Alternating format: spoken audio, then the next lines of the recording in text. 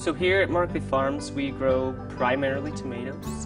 We grow 10 varieties of heirloom tomatoes, 4 beefsteak varieties, 5 cherry varieties, a couple of aromas, and a couple other specialties.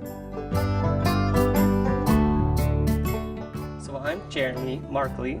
I actually have been growing tomatoes since I was a freshman in high school in a greenhouse.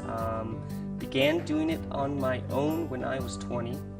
We put up these greenhouses, my father and I did. Went and got them from Florida, which was a job in its own, and brought them to Arizona where we put them up and began growing actually only one variety at first. When I first began growing tomatoes, we grew only Trust, which is a beefsteak variety. And then we've expanded into the some odd 30 varieties that we actually have in the greenhouse now. My wife and I are the only two that actually work inside the greenhouse. We could pretty well maintain most of the place without a problem in a week. There's not necessarily a super amount of work, you just have to do it so many times because there's several hundred plants in a greenhouse. So what you do for one, you do for another.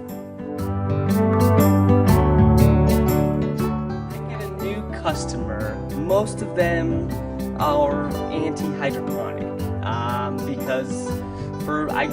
because of the giant companies that grow their tomatoes, and they're growing varieties that are production oriented. So they're not taste oriented, they're not flavor oriented. They're used to having a tomato that's supposed to produce 50 pounds and what I produce 10 or 15 for, but the flavor is there. Now when somebody comes up to my table and they're like, oh, hydroponic, huh? I hand them a cherry tomato, Favorita, which is one of my favorite cherry tomatoes. I hand them that tomato and they're like, oh man, that is good. I love what I do.